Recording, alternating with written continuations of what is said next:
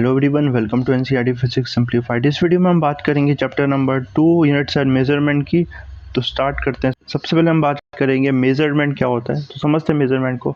Measurement और of any physical quantity involves comparison with a certain basic arbitrarily chosen internationally accepted reference standard called unit. तो comparison में क्या करते हैं, एक फिजिकल क्वांटिटी को उसी की सिमिलर फिजिकल क्वांटिटी से कंपेयर करते हैं। जो दूसरी फिजिकल क्वांटिटी होनी चाहिए उसके कुछ प्रॉपर्टीज होनी चाहिए, क्वालिटीज होनी चाहिए। It is a basic quantity, ठीक है। बेसिक क्वांटिटी हो, आर्बिट्रली चूजन हो एक, ठीक है, इंटरनेशनली एक्सेप्टेड हो, ठीक है, और एक्सेप्टेड रेफरेंस स्टैंडर्ड हो, जैसे उसे हम यूनिट बोलेंगे, ठीक है। एग्जाम्पल के लिए इससे मैं बोलता हूँ मीटर। मीटर क्या है, इंटरनेशनली एक्सेप्टेड एक चूजन बेसिक क्वांटिटी है, ठीक है, और इंटरनेशनल चूजन है, ये यूनिट हो गई, ओके। क्योंकि हम क्या कर सकते हैं, मीटर को, किलोमीटर को, सेंटीमीटर को, सबको मीटर के टर्म में लिख सकते हैं ना। तो इसलिए बेसिक क्वांटिटी हो गई, ठीक है। आर्बिट्रली चूजन है, हमें लेंथ पता है, ठीक है। इसके बारे में हम पढ़ेंगे डिटेल में चैप्टर में, कितनी होती है मिलीमीटर, कहाँ पर हमने इसको स्टैंडर्ड, किस तरह से हमने इसको लिया है, ठीक है। तो कितनी लेंथ होगी ये, ओके। और इंटरनेट एक्सेप्टेड तो है, इसी को हम यूनिट बोलेंगे, ओके। तो इससे कंपेयर करेंगे, ठीक है। मतलब जो हमारी क्वांटिटी है इसके कितने टाइम्स है। अगर 5 टाइम्स है मीटर के तो बोलेंगे 5 मीटर है, 4 पॉइंट टाइम्स है तो 4.5 मीटर है, इस तरह से। The result of a measurement of a physical quantity is express by number accompanied by unit. तो बहुत ईजी है ये चीज़, मतलब नंबर देखो 5 मीटर लिखा ना जब मैंने, तो ये 5, जब भी फिजिकल क्वांटिटी लिखेंगे यूनिट लिख देंगे और उससे पहले उसकी नंबर लिख देंगे, ठीक है। Although the number of physical quantity appears to be very large, we need only a limited number of units for expressing all the physical quantities since they are interrelated with one another. तो ऐसे तो बहुत सारी physical quantities है, but हमें बस कुछ ही physical quantity unit की ज़रूरत पड़ेगी, बिकॉज ये सारी फिजिकल क्वांटिटी आपस में रिलेटेड है, वो हम चैप्टर में देखेंगे। तो इसीलिए हमने क्या किया, इनको दो पार्ट में डिवाइड कर दिया यूनिट्स को। तो unit of for the fundamental of basic quantities are called fundamental of this unit, ठीक है। तो फंडामेंटल जो क्वांटिटी की यूनिट क्या हो जाएगी, फंडामेंटल यूनिट्स हो जाएगी। जो क्वांटिटी इंडिपेंडेंट है वो फंडामेंटल क्वांटिटीज है, जैसे कि लेंथ की टाइम किसी और पे डिपेंड नहीं करती और डायरेक्टली हम मेजर कर सकते हैं, दे आर फंडामेंटल क्वांटिटीज, और इनकी यूनिट हो जाएगी फंडामेंटल या base unit. The unit of all other physical quantities can be express as combination of the base unit. तो और सारी क्वांटिटीज को बेस यूनिट की में एक्सप्रेस कर सकते हैं, ओके। इनको डिराइव यूनिट बोलते हैं। A complete set of this unit, both the base unit and derive unit is known as the system unit. और पूरे दोनों को मिला के ही हम क्या बोल देंगे, सिस्टम यूनिट बोल देंगे। सबसे पहले बोलेंगे हम इंटरनेशनल सिस्टम यूनिट की बात करेंगे। In earlier time scientist of different countries were using different system of unit for measurement. 3 such systems, the CGS, FPS and MKS system were in the use extensively till recently। तो ये 3 system है जो बहुत ज़्यादा use होते थे पहले से, ओके। क्या क्या नाम है इनके, CGS centimetre gram second, FPS foot pound second, MKS metre kilogram second, ठीक है। The system of units which is at present internationally accepted for measurement is the system है international AD units, ठीक है। और जो आज प्रेजेंट में present है वो उसको क्या बोलते हैं, सिस्टम इंटरनेशनल, फ्रेंच वर्ड है, तो इंटरनेशनल सिस्टम यूनिट बोलते हैं, SI यूनिट बोल देते हैं, ठीक है। Was developed and recommended by General Conference on Weight and Measures in 1970। 1971 में इसको रिकमेंड किया गया था for internet uses in scientific, technical, industrial, commercial work, इन सब वर्क के लिए यूज़ किया जाता है अभी तक। Because SI unit use decimal system, conversion within the system are quite simple and convenient, ठीक है। तो ये SI सिस्टम क्यों यूज़ कर, रीज़न क्या है यूज़ करने का, तो डेसिमल सिस्टम है, इसमें जो कन्वर्जन है बहुत सिंपल है ना। अब हम क्या कर सकते हैं, सिंपली मीटर से अगर सेंटीमीटर में कन्वर्ट करना है, सिंपली 10 के मल्टीप्लाई करके हमें सेंटीमीटर में कन्वर्ट हो जाएगा। किलोमीटर में करना है 1000 से डिवाइड कर देंगे। एक यूनिट में दूसरी यूनिट में अगर हमें कन्वर्ट करना है तो सिंपल 10 के मल्टीप्लाई डिवीजन से हम कन्वर्ट कर सकते हैं, 10 के फैक्टर से, ठीक है, हम कन्वर्ट कर सकते हैं, ईजी हो जाता है conversion, okay. In SI there are 7 base unit are given in table. तो 7 बेस यूनिट है, कौन कौन सी यूनिट है देख लेते हैं। लेंथ है, यूनिट्स की बात करूँ ये तो क्वांटिटी हो गई, यूनिट्स हैं इनकी मीटर, केजी, सेकंड, पहले वो क्वांटिटी देख लेंगे। Length, mass, time, electric current, thermodynamic temperature, amount of substance, luminescence intensity in units है, metre, kg, second, ampere, mole and candela. Okay, so now besides the 7 base unit there are 2 more units that are defined for plane angle. d theta is the ratio of length of r ds to the radius r। ठीक है, तो इसके अलावा कुछ base unit के अलावा कुछ हमारे पास सप्लीमेंट्री यूनिट्स भी है।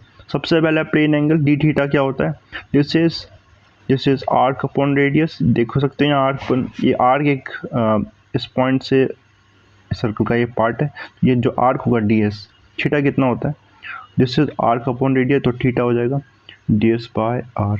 ठीक है, एक ये हो जाएगी, और सॉलिड एंगल भी हो जाएगा। देखो यहाँ पर एक स्पेयर का पार्ट आप मान सकते हो, एक स्पेयर का पार्ट लिया है।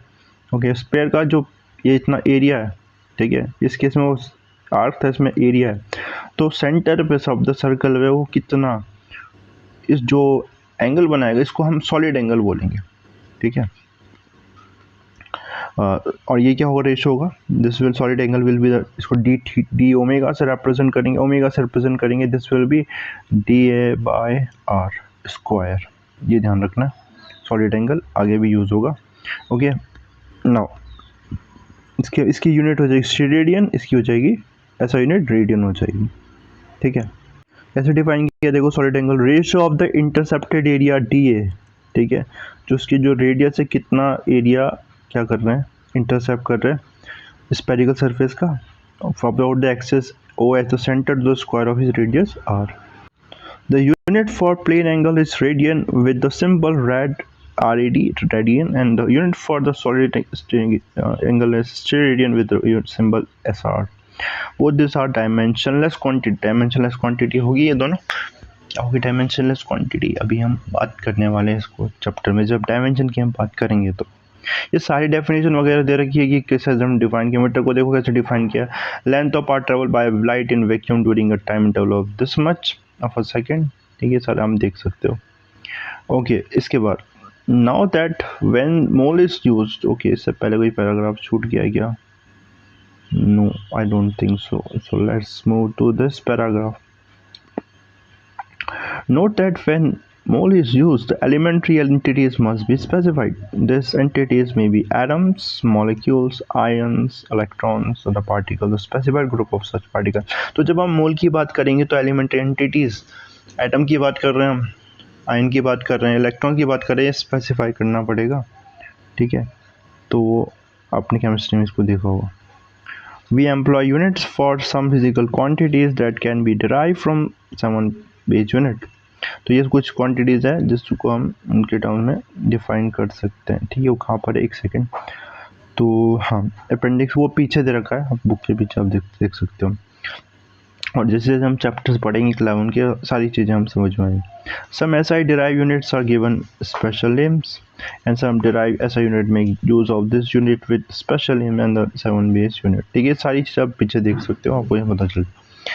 Common SI prefixes and symbols for multiples of and some multiples are given in appendix। ये सारी चीज़ें आप पीछे पढ़ सकते हो, सारी चीज़ दे रखी है।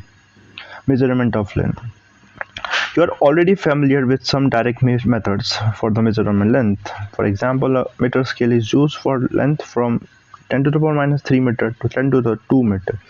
तो हम ये सारी चीज़ भी पता है हमें कि हम मेजरमेंट लेंथ को डायरेक्टली मेजर कर सकते हैं, ठीक, स्केल से मेजर कर सकते हैं। ठीक है, 1 मिलीमीटर तक मेजर कर, 1 मिलीमीटर से 100 मीटर तक मेजर कर सकते हैं। वर्नियर कैलिपर एक इंस्ट्रूमेंट आप पढ़ोगे क्लास 9 में, इसके एक्सपेरिमेंट भी करोगे इस पर। ठीक है, प्रैक्टिकल करोगे इसका, तो उसकी accuracy 10 to power minus 4 metre होती है, मतलब 0.1 सेंटीमीटर तक। ठीक है, ओके, यस 0.1 सेंटीमीटर या फिर 0.01 मिलीमीटर। ओके, तो ये हो जाएगा। A screw gauge and a speedometer can be used to measure length as less as 10⁻⁵, तो मैं इतनी लेंथ तक मेजर कर सकते हैं इसकी, ठीक है। इतना रेंज और कम हो गया इसका जो लीस्ट काउंट है, अभी लीस्ट काउंट क्या होगा, मिनिमम डिस्टेंस जो मेजर, मिनिमम मेजरमेंट जो इंस्ट्रूमेंट से हम ले सकते हैं, that is the least count of instrument. तो स्क्रू गेज का और भी कम है, ठीक है। ये क्वेश्चन याद रखना है, स्क्रू गेज और वर्निकल लीस्ट काउंट कितना है। तो measure length beyond this ranges we make use of special indirect method. इस रेंज के बियॉन्ड अगर हमें मेजरमेंट करना है तो ये तो डायरेक्ट मेजरमेंट हो जाएंगे। इसके हम दूसरे तरीके यूज करेंगे। कौन से तरीके हैं वो देखते हैं। Measurement of large distances. Large distances such as the distance of a planet or a star from the earth cannot be measured directly with a meter scale. An important method in such cases is the parallax method. ठीक है, तो large distance measure करने के ना parallax method का use करते हैं। इसमें क्या करते हैं, when you hold a pencil in front of you against some specific point on the background and look at the pencil first through your left eye and then look at the pencil through your right eye, you will observe that the position of the pencil seems to change with respect to the point on the wall. This is called parallax. इसको अभी आप कर सकते हो। आप क्या करो, अपने थंब को, ये पेंसिल को एक, या इवन थंब भी यूज़ कर सकते हो। पेंसिल को होल्ड करो अपने पास, आंखों के पास, ठीक है। थोड़ा डिस्टेंस में रख सकते हो पेंसिल को, ठीक है। और इसको क्या करोगे, पीछे बैकग्राउंड में वॉल देखोगे तो क्या करोगे, एक आई को क्लोज करो, लेफ्ट आई को क्लोज करो, ठीक है। और अब राइट आई को क्लोज करो। फिर अब एक बार लेफ्ट आई को क्लोज करो, एक बार राइट आई को क्लोज करो, तो आपको दिखेगा कि जो बैकग्राउंड के रिस्पेक्ट में आपकी थंब की पोजीशन है या फिंगर की पोजीशन है वो क्या हो गई, चेंज हो गई, ठीक है। इसको अभी पैरेलैक्स बोलते हैं, ठीक है। The distance between the 2 points of observation is called the basis. और जो 2 पॉइंट्स जो आपकी आईज है इस केस में, उन दोनों के बीच में डिस्टेंस उसको बेसिस बोलते हैं।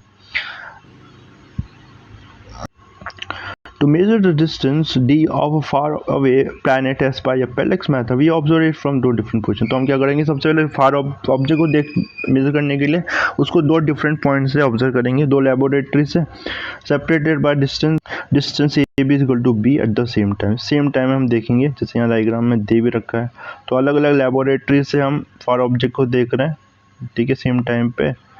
और we measure the angle between the 2 direction along with the planet is used at this 2 point. तो हम क्या कर लेंगे,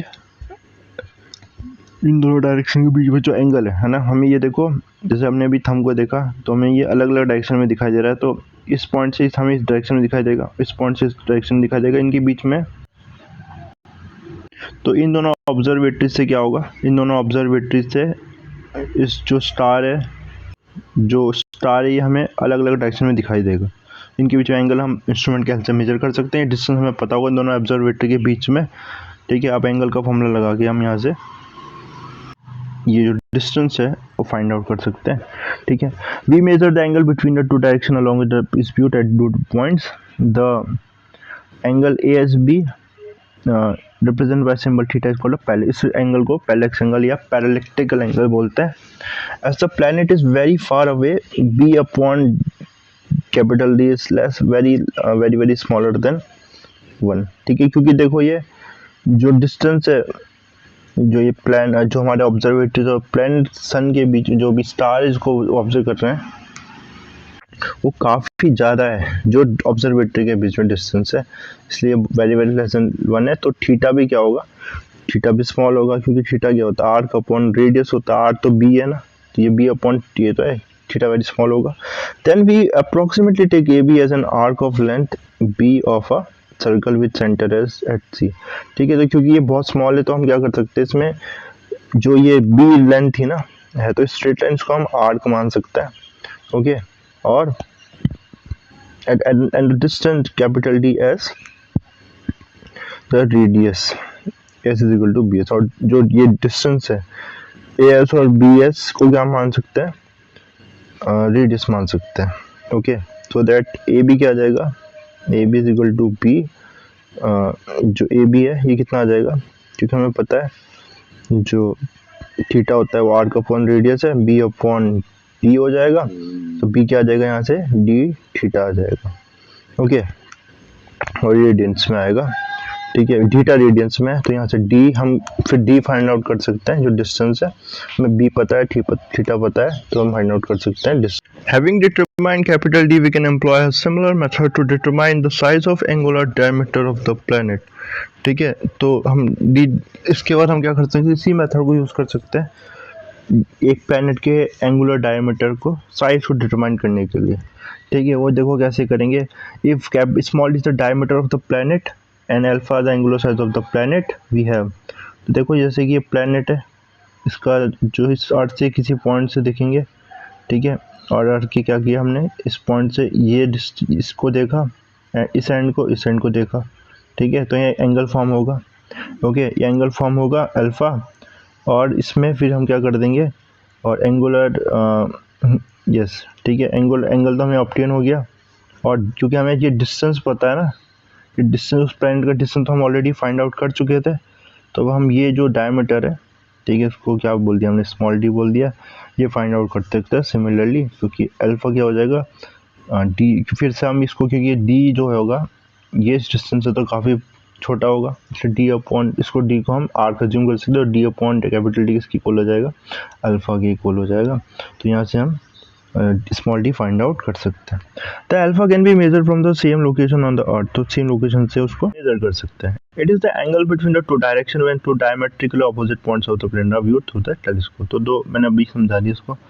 ठीक है, इसके बाद इस पर कुछ क्वेश्चन है जो आप देख सकते हो। ठीक है, ओके, इसके बाद की बात हम नेक्स्ट वीडियो में करेंगे। Thanks for watching.